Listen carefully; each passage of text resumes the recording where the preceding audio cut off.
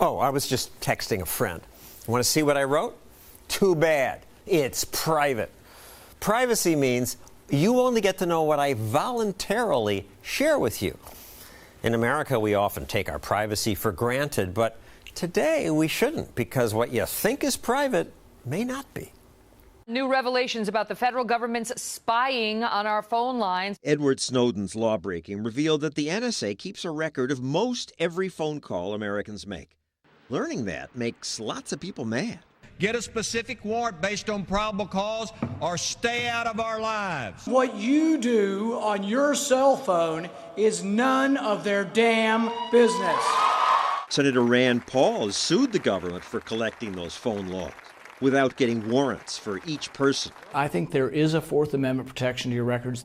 The Fourth Amendment forbids unreasonable searches and seizures. When they passed that, they were thinking about the British soldiers coming into your home, going through your drawers. Right. This is just data mining. Here's the problem, is they'll tell you they're protecting us, they have privacy controls in place, but I've got a news flash for you. Sometimes the government doesn't tell the truth. I can't understand what Rand Paul is yelling about. With all his talk, with all his yelling that he does, there's not one example of political abuse. He says political abuse because the NSA admits to abuse called Love Int. An NSA employee monitored 9 phone numbers associated with female foreign nationals. The guy's checking up on his girlfriend. I mean, that happens all the time. You got people in the phone companies doing that. You have police officers, FBI agents. Anytime there's access to something like this, there's the potential for abuse. And these cases, these guys were caught. The NSA disclosed it. So how much haven't they disclosed? You can say that about every law enforcement agency in the country. Government tells us that NSA spying saves lives. The NSA says it prevented a plot to bomb New York City's subways and prevented a Somali immigrant from sending money to terrorists in Somalia. 54 potential terrorist attacks were foiled. They said these were terrorist things we prevented. On cross-examination before the committee, every one of them was eviscerated. They get down to one Somalian guy, taxi driver, who sent some money back to Somalia. I think he would have been caught through other means. Would the NSA lie? Does the NSA collect any type of data at all on millions or hundreds of millions of Americans? No, sir. It does not. Not wittingly. Yet the NSA does, and quite wittingly. He lied. No, he didn't. This was a classified secret program that we did not want the enemy to know about. General Clapper, if he had time to prepare, I'm sure he could have given a better answer. But when you're confronted... What would have been a better answer? I don't know. We have to work on it. The fact is, the NSA does not listen to the phone calls.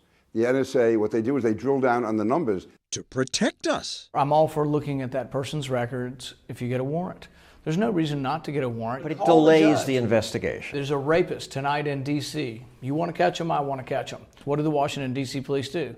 They call a judge from in front of his house, and a judge has to be available 24 hours a day. Do you think the judge almost ever says no? If the judge always says yes, how does a warrant protect us? Let's say you call up and you say, I want all the records of all the Republicans who live in Texas.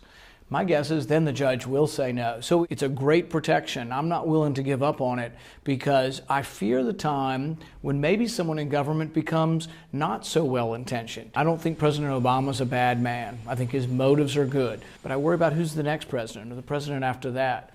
Senator Paul argues that we'd catch more terrorists without tracking every phone call. We take our eye off the prize by spending so much time mining information from innocent individuals, and we spend less time then targeting our activities. We had 2 boys, the Boston bombers. Russia warned America about them, and the FBI interviewed them. But then they didn't keep an eye on them. One boy went back to Chechnya, was radicalized there. We didn't even know he was on a plane. The 2 brothers then set off that bomb at the Boston Marathon. They're so busy tapping our phones, they don't pay attention to what they ought to pay attention to. The fact is, it doesn't take any effort to collect it. It's there. But if we see a terrorist phone number from overseas coming into the U.S., then we can track that down. Do you ever worry about the police going too far in these cases, that America becoming like a police state? Oh, sure. We're not even close to that? Not even close. We are close, says technology writer Kurt Knudsen. We have these little cameras, John, on our phones, on our tablets, on our iPads. On my computer, a light goes on and at least tells me that the camera's on.